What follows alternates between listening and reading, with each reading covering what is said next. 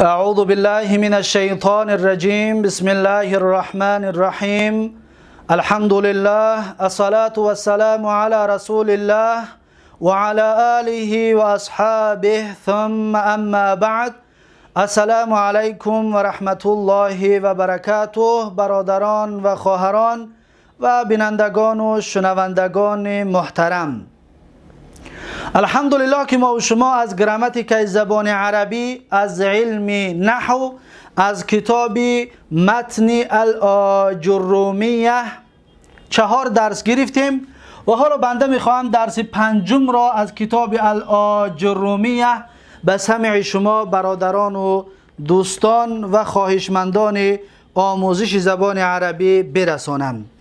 پس درس امروزه ما و شما از اینجا شروع می شود که صاحب کتاب میگوید که وللخفض 3 علامات، وللخفض 3 علامات، یعنی خفض همگی 3 علامت دارد. ببینید ما و شما مختصرا در این باره گفته بودیم که خفض همگی 3 علامت دارد، یک تاش اصلی است و 2 تای دیگرش چی است و 2 تای دیگرش فرعی می باشد و 2 تاش فرعی است.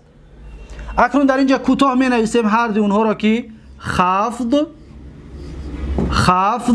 همگی 3 علامت دارد. یکم چی است؟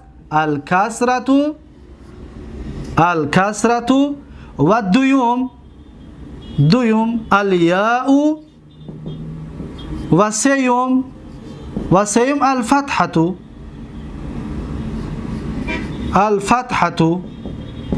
دقت بتید این 3 تا همین 3 که گفتیم همین است. یک تا این اصلی است و این 2 تا جاینشین این اصلی می باشد، یعنی فرعی هست 2 تا دیگرش. خب پیش از اون که این درس رو شروع کنیم اولا میخواهم به سمع شما برسانم که این درس شاید شما دیده اید از 1 ساعت زیاد یا 1 ساعت هست، زیرا اینکه تقریبا 40 دقیقه زیادتر یا 41 دقیقه ما ثبت معین درباره یک اصطلاح خاصی در اینجا داریم، درباره منصرف و غیر منصرف 40-41 دقیقه از اون ثبت. این درس رو حالا میگویم، بعد از این اون ثبت رو در این درس یک جا میکنم. شاید 1 ساعت یا 1 ساعت زیادتر شود، اما شما شرط نیست که این 1 ساعت رو در یک شیشتن گوش کنید. خب 10 دقیقه 20 دقیقه وقت داری، حالا گوش کن و یک موضوعش حفظ کن، با دوم موضوع کم کم گوشش کن، زیرا اینکه حالا من در دست شما هستم، یعنی که وقتی ثبت رو میگیرید ثبت در اختیار شما است. وقتی که میخواهید مرا من کنید زیر کنید استاپ، خلاص من از گپ میمونم تا کی که شما با وقت یافتید بیایید بیکار شدید بجقید با گپ دمیدارم. دیدید خیلی آسان دیگه، شما در پیش من نیست که مرا خب درونده نتوانید، در دست خودتون است. بجق گپ میزنم، بجق خب میکنم، خلاص استاپ. از این حساب چند قدر وقتی دارید همون قدر گوش کنید و شکایت نکنید که درس دراز است. و درس دراز است، وقت در دست تو است، 10 دقیقه گوش کن، 20 دقیقه گوش کن، باقی مونده با یه وقت دیگر. پس این پیشنهادی برادرانه و دوستانه بود. حتی شیخای کلان، عالمای کلان درساشون ببین 2 ساعت 3 ساعت 5 ساعت دارن.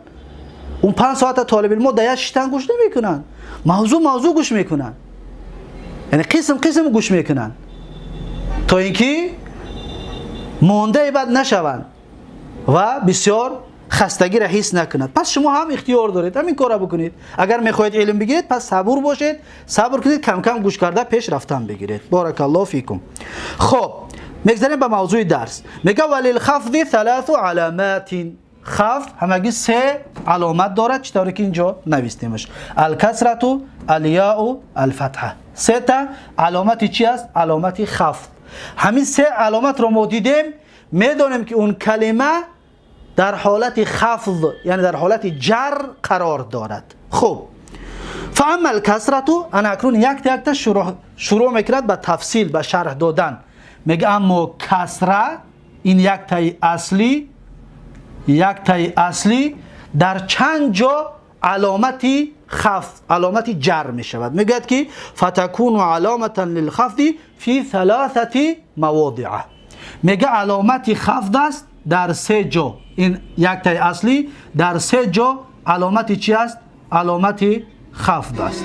خب اون 3 جا را نوشته کرده، بیاد میبینیم اون 3 جا کجا است. میگه که فاما الكسرة فتكون علامة للخفض في 3 مواضع. یعنی که کسره علامت اصلی در 3 جا علامت خفض است و در 3 جا علامت جر هست. یکم فی الاسم المفردی، لیکن در اینجا یک کلمه دیگر همراه کرد، المنصرف.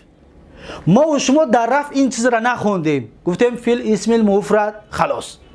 در نصب هم این چیز را نخوندیم، گفتیم فی الاسم المفرد خلاص. اما در اینجا میگیم المنصرف. چرا؟ میخوای درباره منصرف معلومات پره بگیرید؟ در آخر همین درس دربارهش 42 دقیقه یا 41 دقیقه گپ زدگی هستم. پس از این استفاده بر. اگر درباره منصرف میخوای معلومات پره بگیری. خب به هر صورت میگه در اسمی که مفرد باشد، یک تگه باشد، جمع نباشد، مثنا هم نباشد، یک تگه باشد و منصرف باشد. منصرف یعنی تنوین قبول کند و یعنی کسره را قبول کند. مانندی چی؟ مانندی مثلا من میگویم که ببینید سلمتو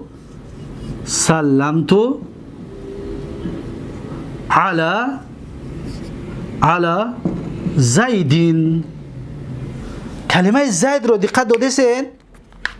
زید ببینید سلمتو یعنی که سلام دادم علی زیدین، بر زید. زید رو سلام دادم. اکنون دقت بتید زیدین آخرش چی شد؟ کسره. آخرش کسره. پس میگیم سلمتو فعل و فاعل علی حرف جاره، زیدین اسم مجرور و علامت جره الکسرة لانه اسم مفرد و علامت جرش کسره است. برای چی؟ به خاطر اینکه اسم مفرد است. پس در اینجا علامت اصلی یکمش در چی بوده است؟ در اسم مفرد. مثلا یا سلمتو علی، مثلا یک مثال دیگر برای واضح تر شدنش، سلمتو علی الرجلی، در جای زد مثلا می نویسیم که الرجلی. ببینید آخرش کسره است، علی الرجلی. برای چی کسره شد؟ به خاطر اینکه علی حرف جر اومد و همچنین به خاطر اینکه این منصرف است. اسم به 2 قسم می شود، منصرف و غیر منصرف. در گذشته چند بار خواندیم همچنین اسم علم و اسم جنس. اسم علم به مانند چی؟ به مانند زیدون، علیون، محمدون اسم علم هستند و به مانند و اسم جنس به مانند فرسون، بقرون، اینها اسم چی بودن؟ اسم جنس بودن. و اسم ذات و اسم معنا همچنین خوانده بودیم. اسم ذات به مثل باز محمدون و مثلا فرسون اینها، و اسم معنا به مثل علم، فهم. و اسم چند بارها تقسیم می شود، یا اسم ظاهر به مثل محمدون، اسم مضمر به مثل هو یا که، و اسم مبهم به مثل الذی یا هذا. دیدید تقسیم می شود، اسم چند بارها تقسیم می شود. باز اسم یا تقسیم دیگه دارد، منصرف، غیر منصرف. چطور گفتم در آخری سب دربارش 42 دقیقه تقریبا صحبت دارم. خب اسم منصرف این چی است؟ منصرف است، یعنی که تنوین قبول میکند، همچنین کسره هم قبول میکند، چطور که شما دیدید. پس در یکم جایی که اسم مجرور میشده است، علامت جرش کسره میشده است، در اسم مفردی منصرف. این قید رو در یادتون بگیرید، اسم مفردی منصرف. خب یکم. و دویم چی؟ و دویم جمع تکسیری منصرف. اینش هم همین شرط است، جمع تکسیری که منصرف باشد، یعنی که تنوین قبول کند. مانند چی؟ دویم مانند سلمتو، باز همین مثال می نویسیم، سلمتو علی دقت بتید علی رجل جمع میکنیم. جمع چی بشود؟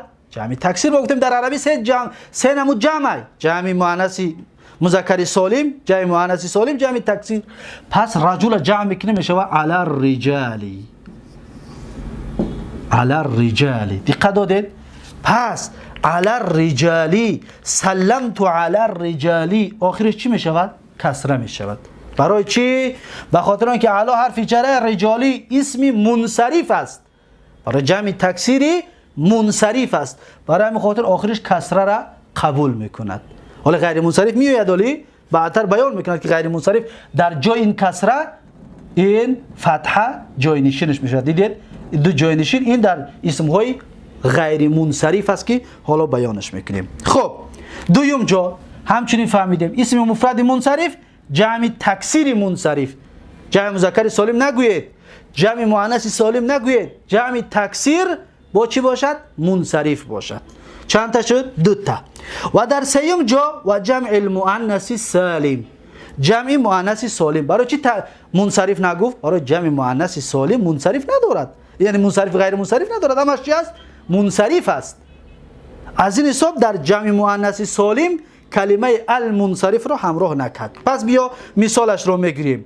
مثلا باز همین مثال بیا بنویسیم، یا مثلا بهترش همین مثال بنویسیم برای فهمیدن آسان‌تر شود.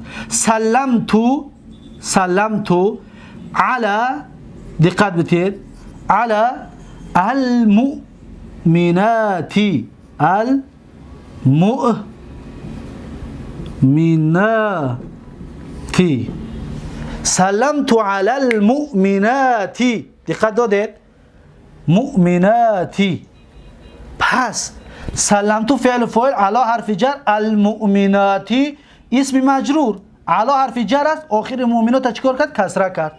پس میگیم المؤمناتی اسم مجرور و علامت جره الکسرة الظاهره لانه جمع مؤنث. الکسرة الظاهره، ببینید الکسرة الظاهره کسره چی است؟ کسره اصلی است. اینجا در جاینشین نمیگیم، کسرة الظاهره خلاص، لانه جمع مؤنث سالم. زیرا که جمع مؤنث سالم است. جمع مؤنث سالم آخرش چی میشود؟ حرکتش حرکتی اصلی قبول میکند، کسره. دقت دادید؟ اکنون این سه تا کسره در کجا علامت جر میشد؟ این به آخر رسید. بیام بگذاریم به قسم دوم که اون جاینشین است.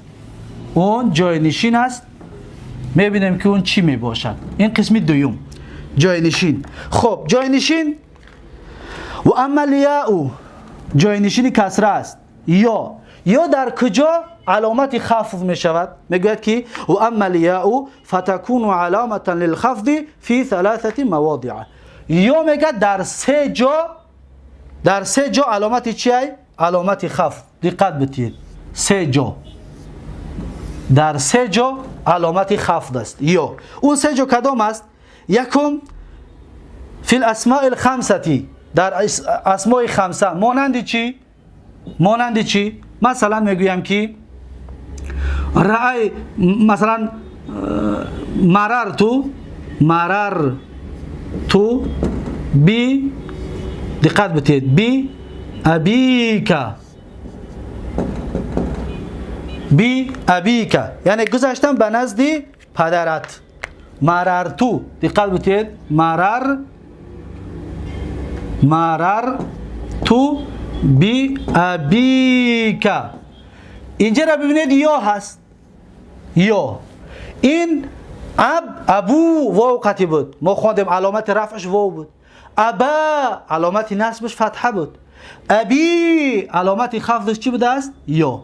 یکم جایی که یا علامت خفض می شود یا جاینشین از کسره، این در اسم چی است؟ اسماء خمسه، اسمهای پنجگانه که خواندیم: ابوکا، اخوکا، حموکا، فوکا، ذو مالین. این 5 تا.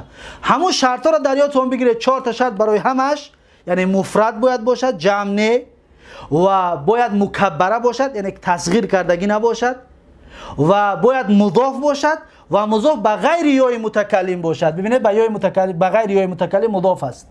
همین 4 شرط قطعی. ببین یکم که مفرده، 1 تا پدر.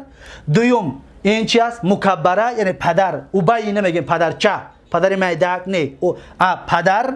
2 تا باید مضاف باشد. ببین مضاف، این مضاف الیه باید اضافهش به غیر یای متکلم باشد، به غیر یای متکلم است. پس 4 تا شرط. اینا در درس گذشته بیانش کرده بودیم.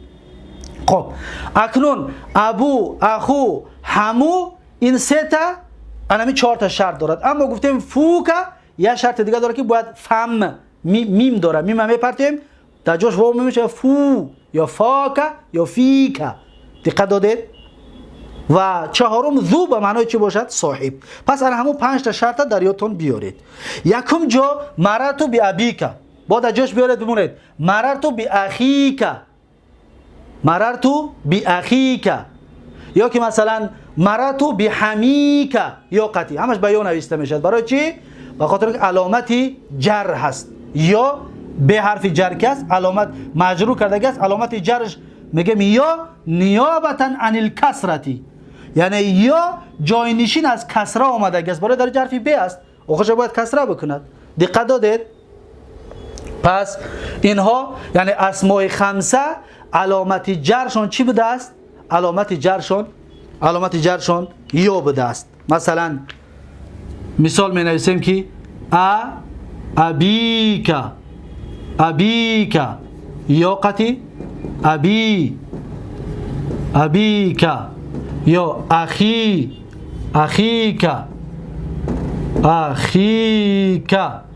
یا حمیک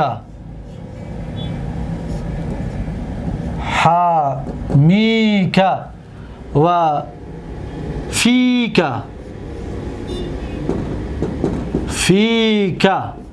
یعنی دهان تو، و ذی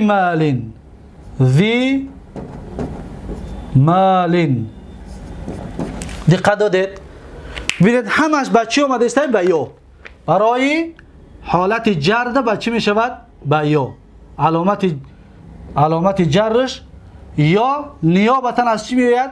نیابتا عن الکسره. اینها اسماء خمسه هستند. یا نیابتا عن الکسرتی، جاینشین کسره در اینها یا شد. پس این یکم جا بود که اسماء خمسه با همون شرطاش. دوم فی تثنیتی، در مثنا در دو کس. مثلا من میگویم که رأیتو، یا که مررتو، یا سلمتو، یعنی سلام دادم، سلمتو علی الرجلین، رجلین. ببینید رجلین، پس علا حرف جار است و رجلین مثنا که هست، علامتی علا حرف جر، رجلین اسم مجرور و علامت جرش چی است؟ یا است. نیابتا عن چی؟ عن الکسرتی. لماذا؟ لانه مثنا. برای چی میگم به خاطر اینکه رجلین دو کس یعنی مثنا است. یا مثلا سلمتو علی المسلمین، سلام دادم بر دو مسلمان، پس علامت جرش چی میشود؟ یا نیابتا عن الکسرتی، لانه مثنا. در اینجا میگم که یا نیابتا عن الکسرتی لانه من الامثله الخمسه، یا من الاسماء الخمسه، از اسم‌های پنجگانه است، چطوری که اسم‌های پنجگانه رو اینجا نوشته کردم. خب این دویم جا بوده است که مثنا در حالت جرش با چی میشد است؟ با یا. در حالت نصبش هم با یا میشد. درس گذشته این را بیان کرده بودیم. یعنی در دو حالت مثنا با یا میشد است، در حالت نصب، در حالت جر. اما در حالت رفع گفتیم با چی میشود؟ با الف. رجلانی با الف میشود در حالت رفع، اما در حالت نصب جر با یا می باشد. خب و سوم حالت جمع است. جمع کدام جمع؟ ما و شما اکنون جمع رو وقتی که میبینیم میفهمیم که جمع مذکر سالم. جمع چی؟ جمع مذکر سالم. پس مانندی چی؟ مانندی همین مثال هم می نویسیم که سلمتو، دقت بدید، سلمتو علی المسلمین، دقت بدید، المسلمین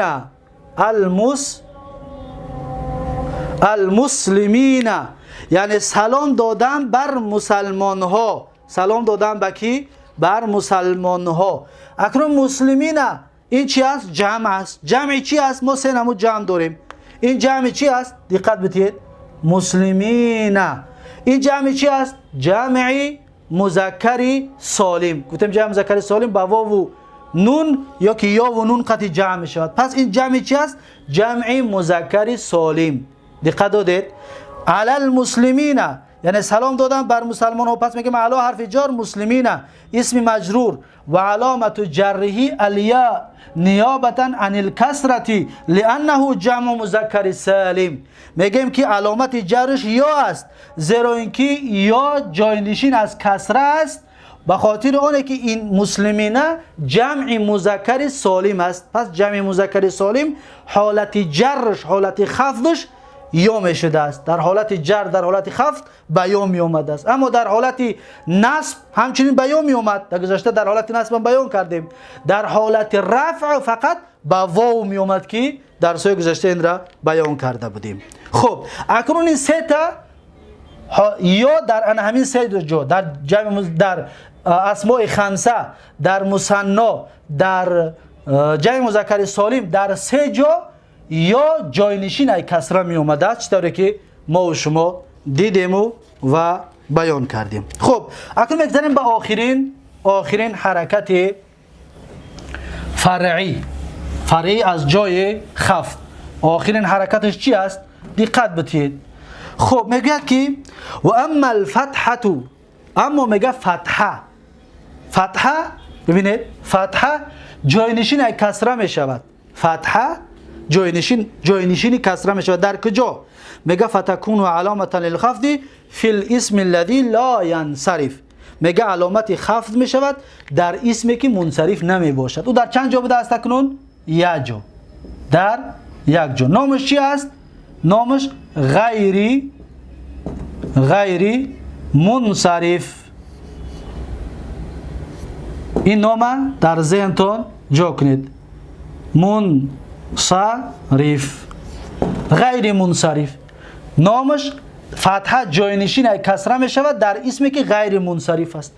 در بعض کتابا میگه که اسم ممنوع من الصرف، غیر منصرف، ممنوع من الصرف یک کلمه است. هر دوش یک معنا دارد. انا همین چیز رو در نظر دارد. خب اکنون این چی طور هست؟ صاحب کتاب چی میگوید؟ فتکون علامت الخفض فی الاسم الذی لا ینصرف، در نامی که غیر منصرف است. اکنون بیایید یک چند مثال درباره این نوشته بکنیم. مثلا من میگویم که سلمتو یعنی سلام دادم علی احمد. دقت دادید؟ علی احمد. آخر احمد چی می شود؟ فتحه می شود. دقت بدید. احمد برای چی احمد؟ علا حرف جر است، باید را کسره بکند. پس میگوییم که احمد اسم مجرور و علامت جره الفتحه نیابتا عن الکسرتی. فتحه جاینشین کسره است، باید جا کسره بشود. اما این غیر منصرف که هست کسره را قبول نمیکنه. چطور گفتیم؟ تنوین قبول نمیکند، همچنین کسره را قبول نمیکنه. مثلا ببین من میگم چی؟ رجلون تنوین قبول کرد، لیکن میگم که چی؟ احمدو تنوین قبول نکرد. دیدید؟ ایرا اسم منصرف میگن، ایرا اسم غیر منصرف میگن. غیر چی؟ غیر منصرف که حالت جر جاینشین فتحه می آید از کسره. در حالت جر جاینشین فتحه می آید. و همچنین باز یک مثال دیگر. مثلا من میگویم که صلیتو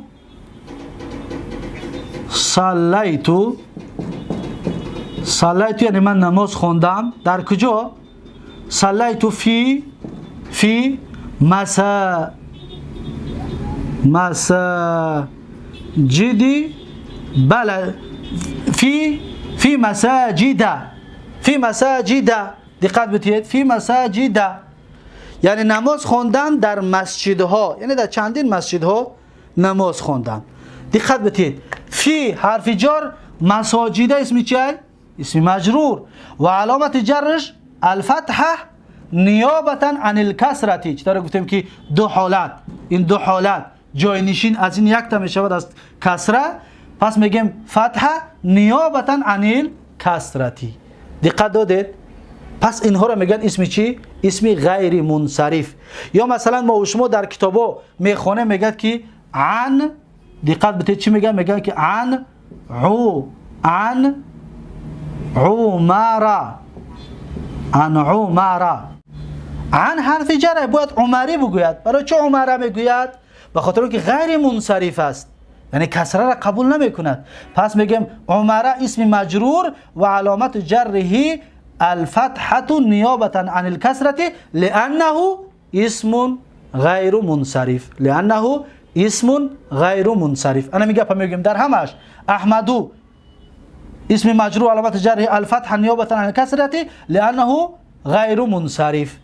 مساجد میگم اسم مجرور علامت جره الفتحة نیابتا عن الکسرة لانه اسم غیر منصرف. این کلمه را میگیم زیرا که غیر منصرف است، کسره را قبول نمیکنه. که مثلا میگیم که عن عایشه، حضرت عایشه مادرمون. عن دقت بتید، عن عایشه. عن حرف جر است. به خاطر چه عایشه اومد عایشتی نشد؟ به خاطر اینکه عایشه غیر منصرف است. همین گپ رو میگیم. عایشه اسم مجرور علامت جره الفتحة نیابتا عن الکسرة لانه اسم غیر منصرف. زیرا که اینها اسم های چی هستند؟ غیر منصرف می باشند. انا اکنون اسم های غیر منصرف رو از اسم های منصرف میخواهید جدا کنید، بشناسید. پس در دوام همین درس، حالا این درس اکنون با آخر رسید و این درس رو در اینجا به پایان میرسانم. اکنون دوام این را گوش کنید. ثبت جداگانه ای که درباره چطوری که پیش در اول درسم وعده کردم که درس جداگانه درباره اسم های غیر منصرف دارم، شرط و شروطش را با مثال هایش بیان کردگی که هستم. پس بیایید اون را گوش کنید، درباره اسم غیر منصرف معلومات کاملتر بگیرید تا اینکه عربی خوانیتان درست و سالم و موافق به خواهشات گراماتیک و ادبیات زبان عرب باشد. پس این بود درس پنجم ما و شما از کتاب الاجرومیه و درس پنجم رو در اینجا به پایان میرسانم. بعد از این ثبت غیر منصرف رو، شرط های غیر منصرف رو یا در کجا اسم غیر منصرف می شود اون را گوش بکنید و تا درس آینده، تا درس ششم که درس ششم ما و شما جزم و علامتاش چند تا که هست اون را انشاءالله خواهیم گرفت و تا درس آینده یک و یک شما را به الله تبارک و تعالی میسپارم و بالتوفیق و النجاح و بالتوفیق و النجاح و الله سبحانه و تعالی صبر جمیلتون بدهد برای از خود کردن و برای گوش کردن و برای منفعت گرفتن از گراماتیک زبان عربی، برای فهمیدن قرآن و سنت و برای دانستن جدا کردن حق را از باطل. بارک الله فیکم و جزاکم الله خیرا و السلام علیکم و رحمت الله و برکاته. اعوذ بالله من الشیطان الرجیم. بسم الله الرحمن الرحیم. الحمد لله، الصلاة والسلام على رسول الله وعلى آله وأصحابه، ثم أما بعد. السلام علیکم و رحمت الله و برکاته. برادران و خواهران و دوستداران و خواهشمندان آموزش زبان عربی، و حالا شما چطوری که میبینید الاجرومیه درس پنجم. چرا این رو نوشته کردیم؟ زیرا اینکه این موضوعی که حالا بیان میکنیم در زیر درس پنجم ما و شما در درس های الاجرومیه می باشد. ببینید ما 4 درس از اجرومیه خواندیم، کلمه منصرف و غیر منصرف را خواندگی نبودیم، یعنی نمیدونستیم منصرف غیر منصرف چی است. پس در درس پنجم ما و شما یک عباره، یک اصطلاح نوی دیگر خواندیم که اسم باز تقسیم می شده است. دقت بدید، اسم ما در گذشته اسم رو چند بار تقسیم کردیم. مثلا در گذشته می گفتیم اسم به 2 قسم تقسیم می شود: اسم علم، اسم جنس. اینا در گذشته بیان کردیم علم چی است و اسم جنس چی است. با در گذشته گفتیم اسم به 3 قسم تقسیم می شود: اسم ظاهر، اسم مضمر، اسم مبهم. این را همچنین بیان کردیم. ببینید اکنون حالا ما باز بیان میکنیم که اسم به 2 قسم تقسیم می شود. اسم به 2 قسم تقسیم می شود: اسم منصرف، این کلمه نو است، دقت بدید، منصرف، و اسم غیر منصرف. اسم غیر منصرف. دقت بتید اسم منصرف اسم غیر منصرف ده نمود. پس اسم منصرف چی است؟ مثالش مانندی دقت بتید مثلا من میگویم که زیدون و باز میگویم چی؟ رجلون. هر دین ها اسم های منصرف است. چرا؟ حالا بیانش میکنیم. غیر منصرف مانندی چی؟ مانندی مثلا احمد و مانندی مساجد. دقت بتید مساجد. اکنون آخرها اینها را اهمیت بتید. اسم منصرف آخرش تنوین قبول میکند. زیدون و رجلون. دقت دادید تنوین قبول میکند، از این حساب میگن منصرف. منصرف یعنی که تنوین قبول میکردگی اسم ها. منصرف نام اسمی که تنوین را قبول میکند، و مثل زیدون رجلون. غیر منصرف به مثل احمدو مساجدو. اینها تنوین قبول نمیکنند. پس اینها را میگن غیر منصرف، یعنی تنوین قبول نمیکنند. باز یگان چیز دیگری که حالا باز مثال های واضح تر می نویسیم برای منصرف و غیر منصرف را خوبتر فهمیدنتون. دقت دادید اسم منصرف تنوین قبول میکرده است، یکم نوع اسم. دویم نوع اسم غیر منصرف تنوین قبول نمیکند. در این ثبت حالا ما و شما به این عباره خوب آشنا میشویم. دقت بتید اکنون مثال ها را. مثلا من میگویم که جاء مثلا جاء زیدون. باز میگویم رأیتو زیدن. باز میگویم که سلمتو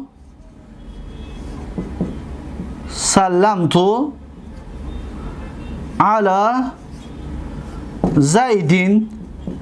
این نام ها را دقت دادید؟ نام ها را اهمیت بتید. جاء زیدون.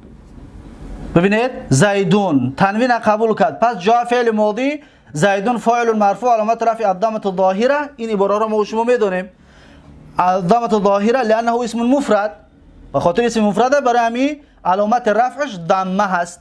رأیت زیدن. ببینید زیدن مفعول به منصوب و علامت نصب الفتحه الظاهره لانه اسم مفرد. این را همچنین در علامت نصب ما و شما خواندیم. و سیم سلمت علی زیدین. ببینید زیدین تنوین کسره علی حرف جار که است، زیدین اسم مجرور و علامت جر الکسره الظاهره لانه اسم مفرد و میگه منصرف. در اینجا نمیگفتیم منصرف، در اینجا نمیگفتیم منصرف، اما در اینجا چی میگیم؟ منصرف.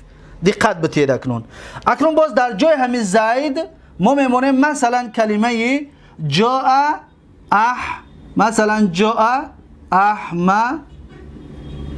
احمد. مثلا کلمه احمد رو دقت بتید. این کلمه احمد اکنون آخرش دقت بتید چی میشه؟ مثلا میگم جاء احمدو، تنوین قبول نمیکند. برای چی؟ به خاطر اینکه غیر منصرف است. پس میگیم فاعل مرفوع علامت رفع الضمه الظاهره، لیکن تنوین نمیمونیم. برای چی؟ به خاطر اینکه غیر منصرف است. پس رأیتو احمد. ببینید الف ندارد به مثل این. چرا؟ زیرا که غیر منصرف است، تنوین قبول نمیکند. رأیتو احمد مفعول به منصوب و علامت نصب الفتحه الظاهره. اکنون سلمت علی احمد. اکنون دیگه کسره را قبول نمیکند. اینجا در جایز و درست نیست که ما بگوییم که احمدی یعنی علی حرف جر به مثل بگیم کسرهش بتیم، تنوینش نمیتیم، یک کسره بتیم بگیم، اگر نه جایز نیست. باید چه بگیم؟ احمده. پس در همین صورت میگیم که مفعول اسم مجرور علامت جره الفتحه نیابه عن الکسرتی، یعنی علامت جرش فتحه است، لیکن جای نشینی چی است؟ جای نشینی کسره است. فتحه جاینشین چی است؟ میگه کسره است. اکنون بیایید این شرط شروطی اسم های غیر منصرف رو بیان بکنیم که یعنی از کجا ما بدونیم یک نام رو میبینیم، یک اسم رو از کجا بدونیم که غیر منصرف است. بیا به این شناس میشویم. دقت بدید، میگوید که غیر منصرف 9 تا میشود. 6 تاش دو شرطی دارد و 3 تاش یک شرط دارد، در کار دو شرط رو میکند. دقت بدید، اون 6 تایی که یک شرطی دارد این هست با اینها، و 3 تایی که یک علت دارد لیکن جایگاه دو علت را در بر میگیرد، این 3 تا است. دقت دادید؟ این 3 تا. اکنون بیایید شناس میشویم. اول با علتی، یک علتی که جایگاه دو علت را جوابش را میدهد، دو علت را جوابش را میدهد. مثلا یکمش صیغه منتهى الجموع. صیغه منتهى الجموع، صیغه منتهى الجموع یعنی چی؟ صیغه ای که سیوم حرفش الف باشد، بعد الف 2 حرف داشته باشد. به مثل چی؟ منابیرو. دقت دادید؟ منا، ببینید 1 2 3 سیوم حرف چه؟ الف است و بعد الف 2 حرف دیگر است، بورا. پس همین منابیرو جمع منبر است. منبری که امام میبراید میشیند در روز جمعه، همون را چی میگن؟ جمعش منابیر، یعنی منبرها. ببینید تنوین قبول نمیکند. برای چی؟ به خاطر آنه که صیغه منتهى الجموع است، این تنوین قبول نمیکند. مثال های دیگرش با یک تا دیگر هم بگیم به مثل همین هست، اما کمی فرقیت دارد. به مثل چی؟ مفاتیحو. دقت دادید؟ مفاتیحو.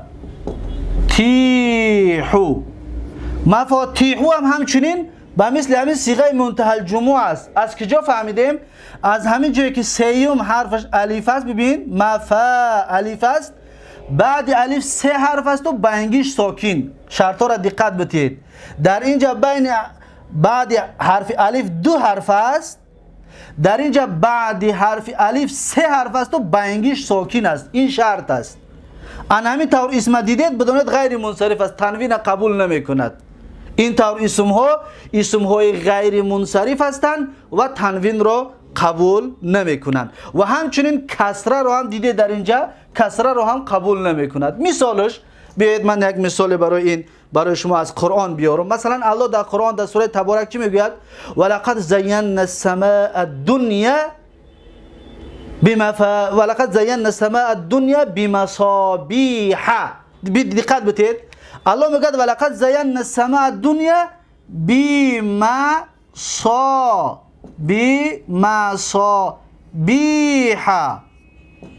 دقت بدید، این بی حرف جار است، این بی حرف جار است. مصابیح باید کسره شود، زیرا که بی حرف جار است باید کسره شود. اما چرا مصابیح میگیم، مصابیحی نمیگیم؟ برای چی کسرش نمیتیم؟ حرف جار دارد. میگه به خاطر اینکه این صیغه منتهى الجموع است و این کسره را قبول نمیکند، غیر منصرف است، کسره را قبول نمیکند. دقت دادید؟ پس در قرآن چی آمده است؟ مصابیح. اکنون ما از کجا دانستیم غیر منصرف است؟ از همین جای دیدیم که سیوم حرفش این حرف جار، این را ببرار 1 2 3 حرف الف است، 1 2 3 به مثل این، و بعد الف 3 حرف است، بینگیش ساکن است. پس فهمیدیم که این چی است؟ صیغه منتهى الجموع است. دقت دادید؟ این را میگویند صیغه منتهى الجموع. یا مثلا ما و شما میخوانیم سوره عامه را، ان للمتقین مفازا حدائق و اعنابا. ببین چی میگیم؟ حدائق.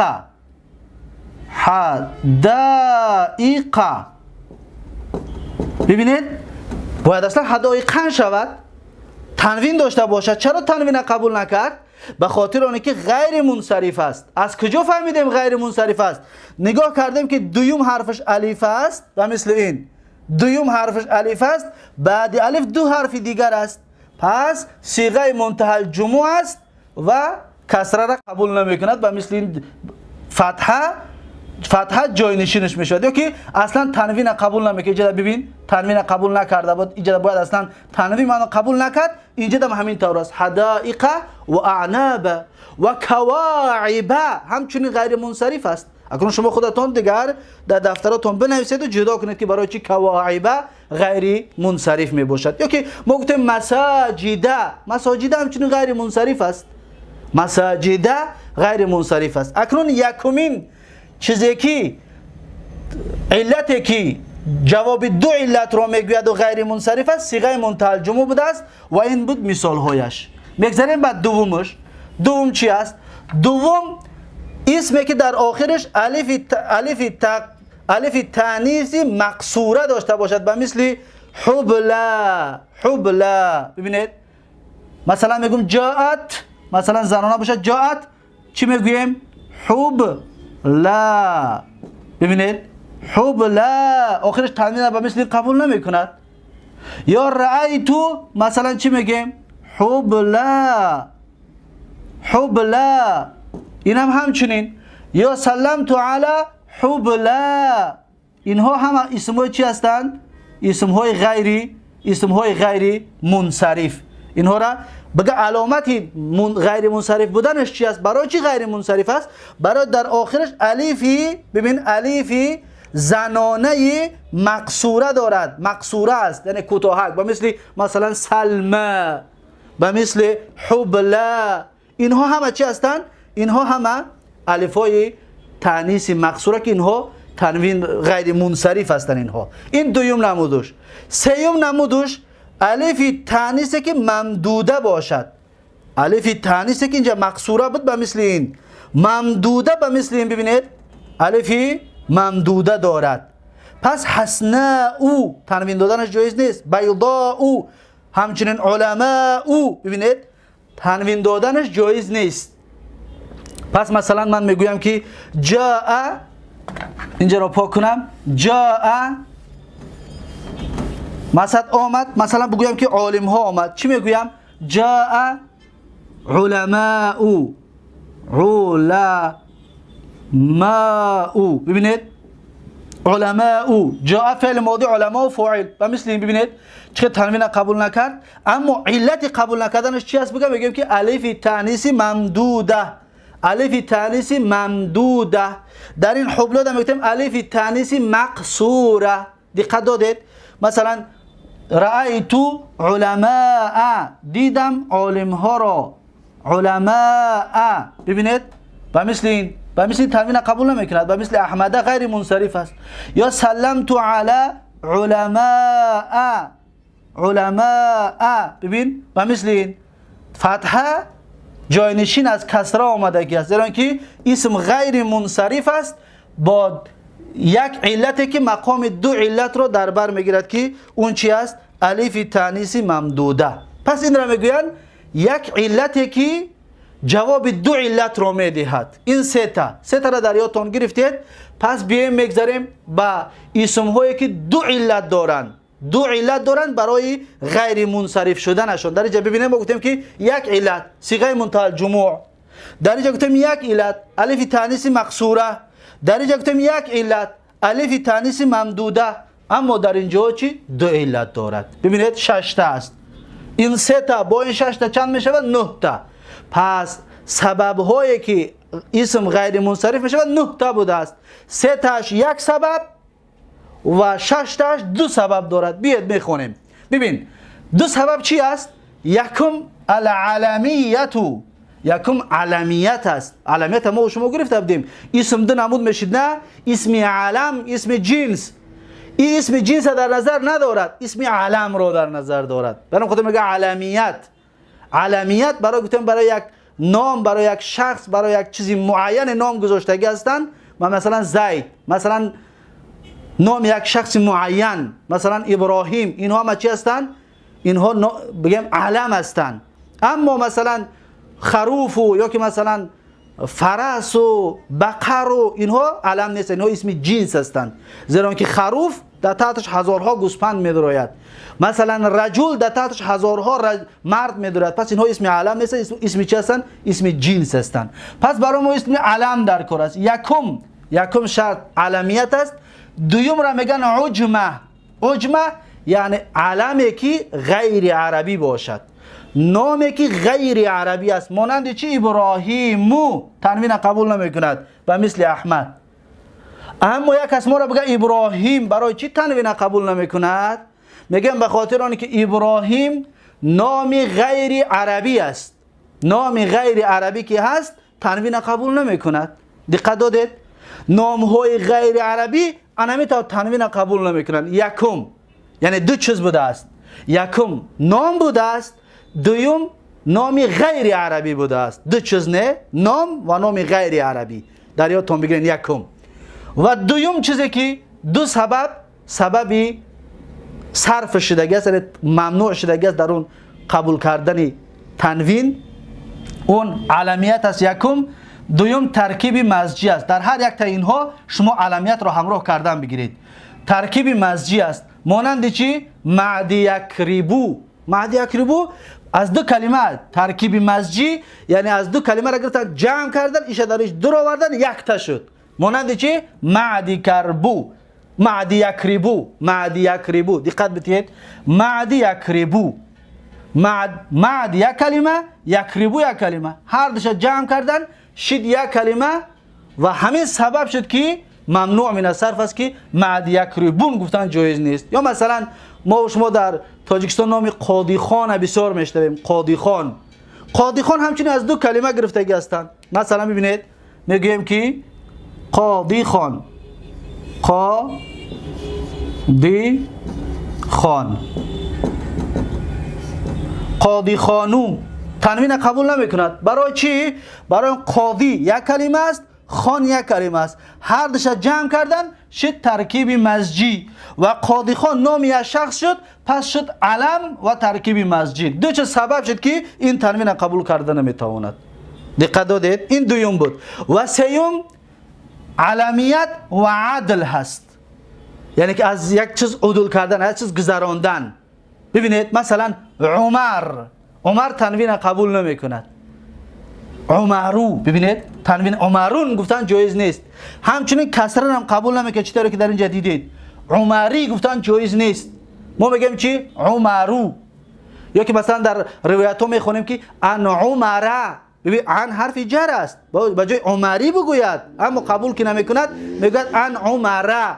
و مثل چی؟ و مثل احمد و علما که غیر منصرف است، عمر هم همچنین غیر منصرف است. اما یه آدم بگه برای چی عمر غیر منصرف است؟ میگیم به خاطر اینکه عمر یکم که علم است، نام است، دوم عدل، بگیم عدل در بگیم عدول کردگی است از یک چیز دیگه. مثلا عمر میگن از عامر گرفتگی هستند. یا مثلا کلمه دیگری هست، مثلا زوفر، ببینید زوفر، زوفرو، همچنین زوفر هم تنوین قبول نمی کند. برای چی؟ به خاطر آنه که به مثل عمر علمیت و عدل در اون دیده می شود. دیده دو چیز، علمیت و عدل. زوفر میگن از ظافر گرفتگی هستند. به هر صورت که از یک چیز دیگر گرفتنش و علمیت و عدل سبب منع قبول تنوین شد. دقت دادید؟ این بود سیمش. و چهارم علمیت با زیادتی الف و نون است. یعنی یکم که علم است، نام هست، دوم که زیادتی الف و نون در آخرش دیده میشه. مثلا عثمان، ببینید در آخرش الف و نون زیادتی است. عثمان یا سلمان، عدنان، اینها همه نام های غیر منصرف هستند. یک کس بگه برای چی؟ میگم دو سبب قطعی. یکم علمیت، یعنی عثمان نامی آدم است، دوم زیادتی الف و نون، در آخرش یک الف و نون زیادتی شدگی است. چیزی که زیادتی الف و نون، زیادتی الف، همین دو چیز سبب شد که این تنوین قبول کرده نمیتواند. و مثل اینها میشود. حالت رفعش ضمه ظاهره، حالت نصبش فتحه میشود، حالت جرش فتحه نیابتا عن الکسره میشه، چطوری که در اینجا بیان کردیم. دقت دادید؟ خب این چهارم بود. پنجمش علمیت یعنی نام بودن با تای تانیث است. با تای تانیث یا که با تانیث، تانه با تانیث. یکم که علم است، دویم که تانیث است. همین دو چیز هم سبب مانعی صرف می شود. مانند چی؟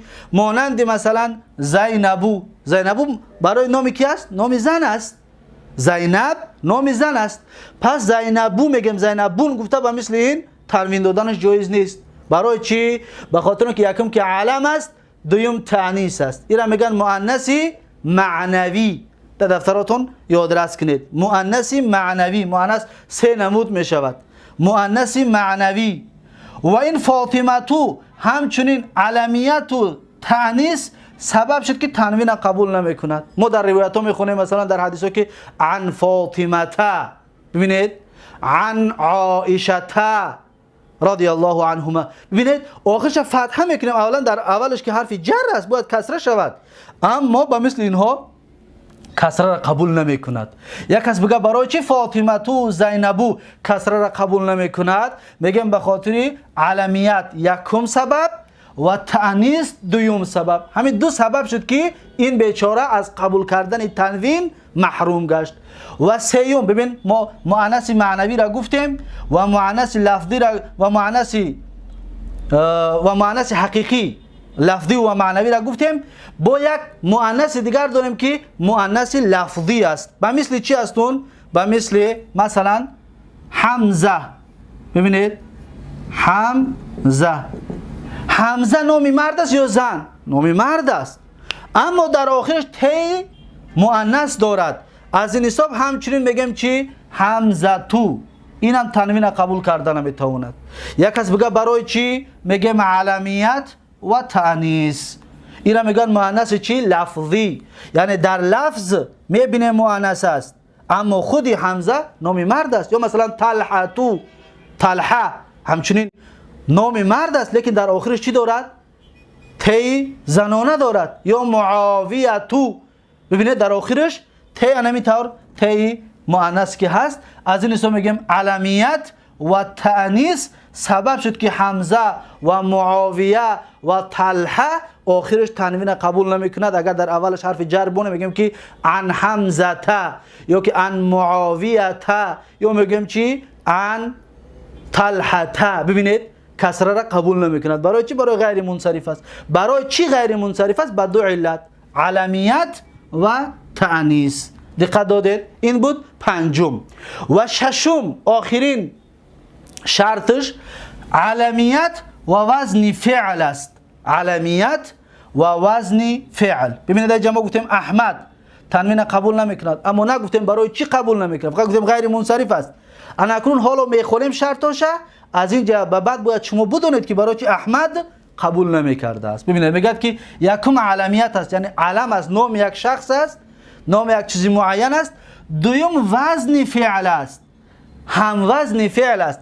احمد، اگر همین احمد رو ببینید، مثلا حاضر من در جمع نویسم که ببینید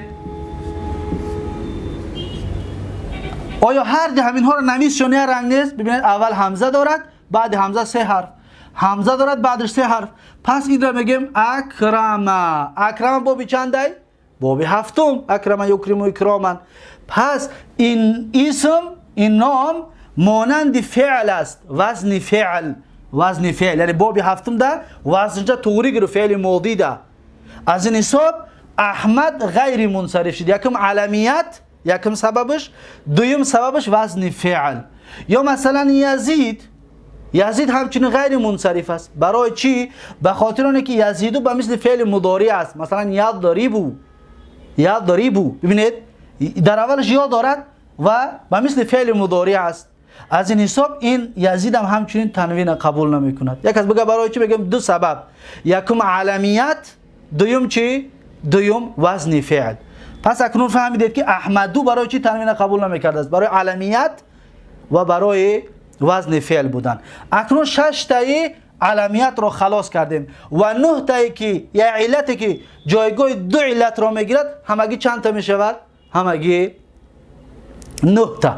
انا همین 9 علت سبب ممنوع گشتن اسم از صرف می شود که تنوین و کسره را قبول نمی کند. دقت دادید؟ اکنون بیاید این 3 تا دیگر را بخونیم. الوصفیت. این برای چی است؟ این به مثل همین است، چیزی که در اینجا خوندیم به مثل همون است. فقط فرقیت چون در این است که این علم است، نام است، این وصف است، صفت است.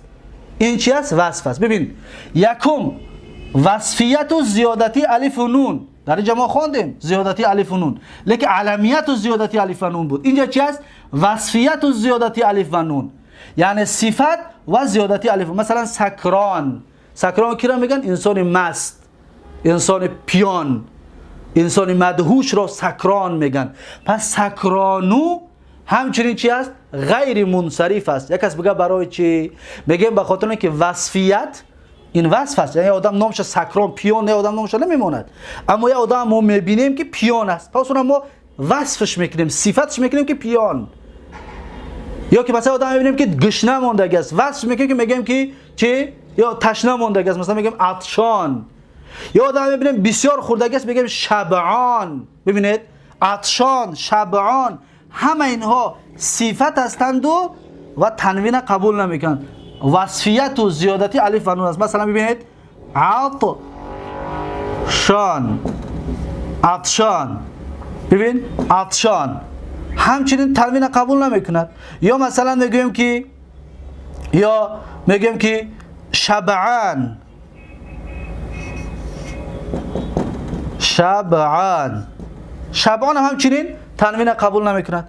اکنون اینها تنوین قبول نمیکنند برای چی؟ برای وصفیت، یکم که وصف است، صفت است، دویم زیادتی الف و نون که در آخرش الف و نون زیادتی دارد. چرا که در اسم گفتیم عثمان الف و نون زیادتی دارد، برای تنوین قبول نمیکند. اما در اینجا میگه وصفیت و زیادتی الف و نون که الف و نون زیادتی دارد. دقت دادید؟ پس سکران انسانی که را میگن پیان، مست. عطشان انسانی که بسیار تشنه ماندگی است و شبعان انسانی که بسیار سیر شدگی است. دیدید؟ پس اینها ما وصف هستند، اینها تنوین قبول نمیکنند. یکم وصفیت و زیادتی الف و نون. پس دوم عدل هست، چطور که در عمر گفتیم عدل است، زفر مثلا علمیت و عدل بود، تنوین قبول نمیکنند. پس در جا میگیم وصفیت و عدل. وصفیت و چی؟ عدل. و مثل چی؟ اوخر. و مثل چی؟ و مثل اوخر. اوخر یعنی دیگر. الله در قرآن میگوید که ایامین اوخر. ببینید ایامین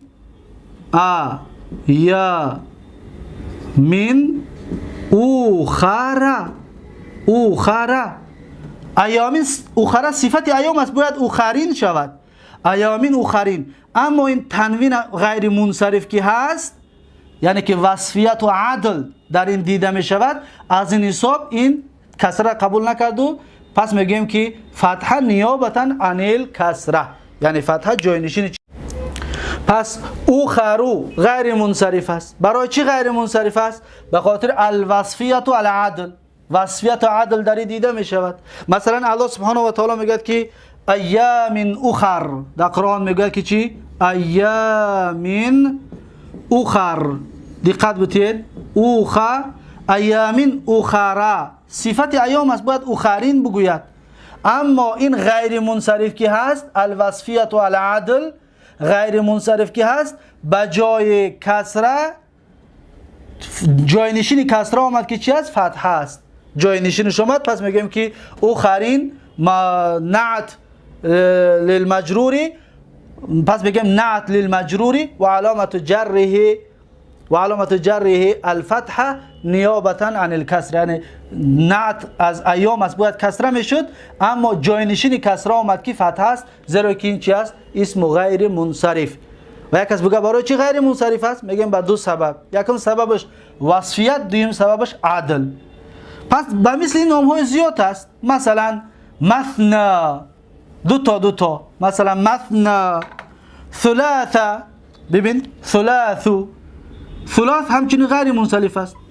ببینید ثلاث تنوین قبول نمی کند. مثلا رباع همچنین تنوین قبول نمی کند. برای چی؟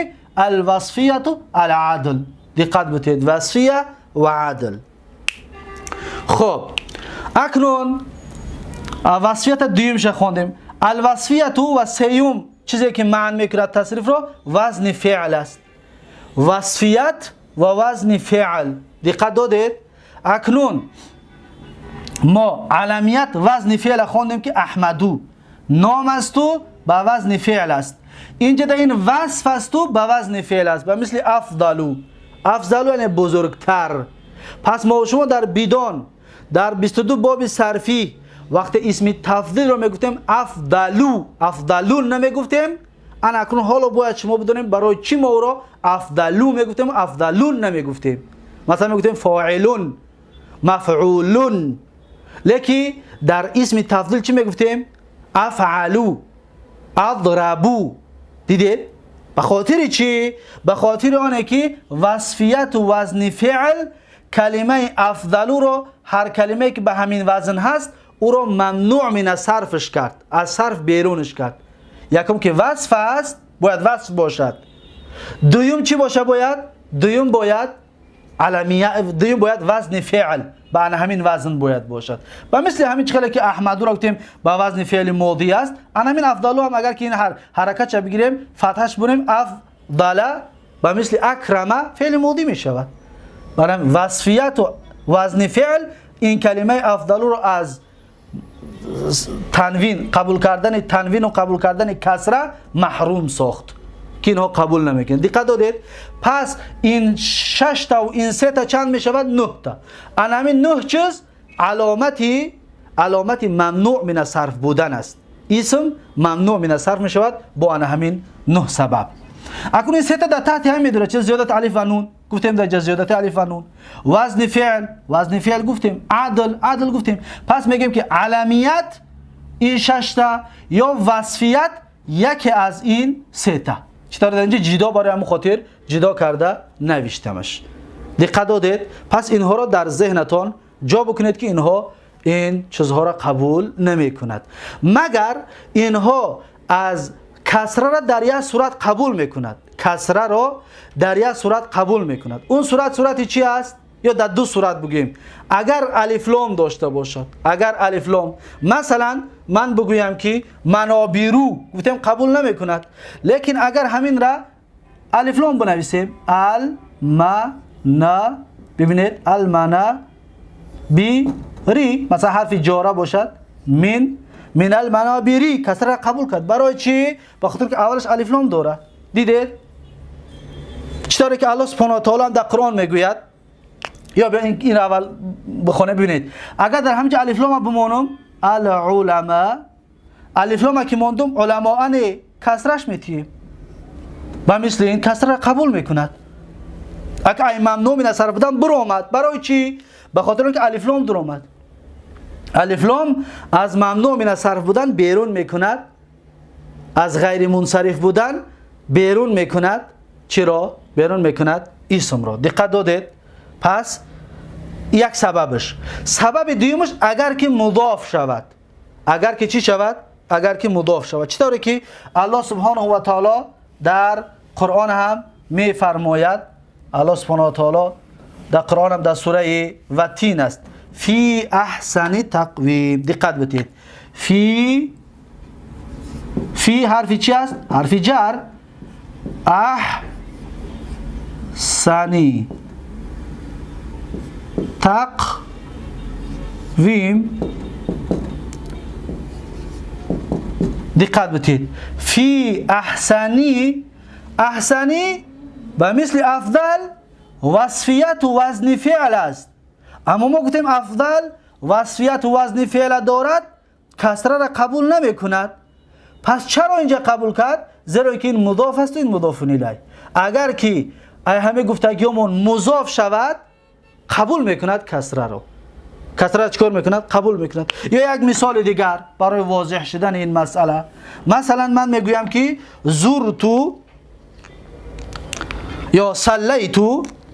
دقت بدید. من میگویم صلیتو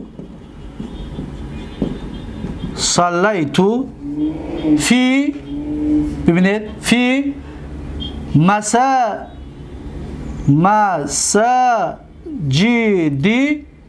بلدک.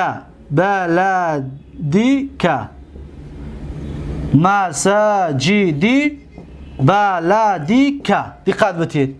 مثلا من میگویم که صلیت فی مساجدی، کسرش میتیم.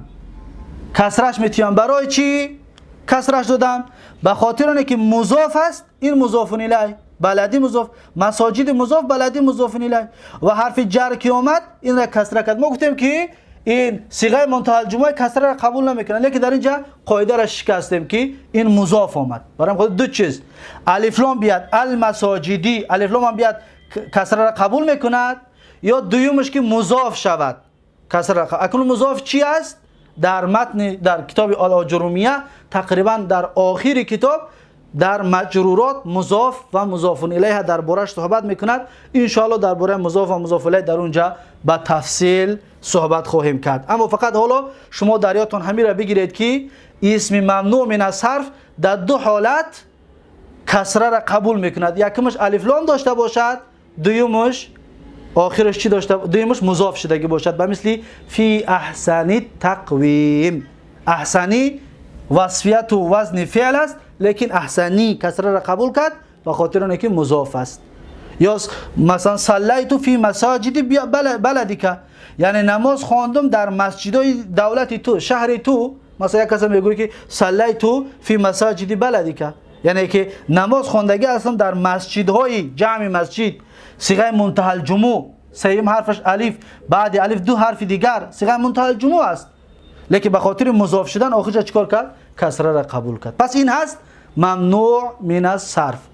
پس این را در ذهنتون داشته باشید و این را برای خودتون در ذهنهاتون جا بکنید. پس در اینجا این سبت را به آخر میرسانم و تا سبت آینده، درس آینده، یک شما را به الله تبارک و تعالی میسپارم. همچنین یک چیز دیگر نگفته نماند که علمیت و تانیث اگر سه حرف باشد بینشان ساکن باشد، در اون صورت ما دو وجه خواندن جایز است. این مثال را هم بگم و پس به این صدر رو به پایان برسونم. مثلا کلمه نام هند، هند نام زنک است، هند. پس هند را ببینید سه حرف است، علمیت و تانیث در این دیده می شود، لیکن سه حرف است. پس در این صورت جایز است که ما بگیم هندو، تنوین نتیمش بگیم که ممنوع من الصرف، یا جایز است بگیم که هندون تنوینش بتیم. دقت دادید؟ هندو یا هندون جایز است. همچنین در عجمه، علمیت و عجمه، مثلا ابراهیم سه حرف بالا است نه. مثلا بیار کلمه نوح رو، نوح ببینید نوح چی است؟ غیر منصرف است، لیکن بینش ساکن هست به مثل این. پس جایز است که ما نوح بگیم یا چی بگیم؟ نوحون. دقت دادید؟ پس در این صورت یا که میتونه بگیم که شرطی عجمه همین است که وقتی که نام مردکی که باشد از سه حرف بالا باشد، اما اگر دو حرف باشد در این صورت ممنوع من الصرف نیست. چرا که شما میبینید نوح غیر عربیه، مثلا لوط نام عربی نیست، لوط نام عربی نیست، لیکن تنوین قبول میکند، منصرف است، غیر منصرف نیست.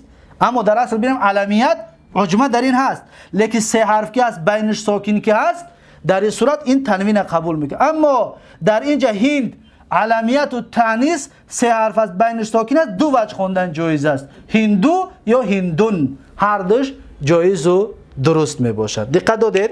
پس این بود سبت امروزه درباره ممنوع من الصرف و در اینجا این سبت رو به پایان میرسونم تا درس آینده یک شما رو به الله تبارک و تعالی میسپارم و اینها را در ذهنتون و در دفتراتون جا کنید. بسیار مسئله مهم است برای خواندن عربی و برای درست خواندن زبان عربی. وقتی کلمه را که میبینید این قاعده را که بدونید شما میتونید که درست بخونید. مثلا ابراهیمی گفتنش جایز نیست، ابراهیمو یا ابراهیمه، مثلا اگر در حالت جرم بیاید فتحش میتیم، کسره را قبول نمیکند. برای چی؟ برای علمیت و عجمه. دو علت دارد که منع میکند از تنوین رو قبول کردن. بارک الله فیکم و جزاکم الله خیرا و السلام علیکم و رحمت الله و برکاته.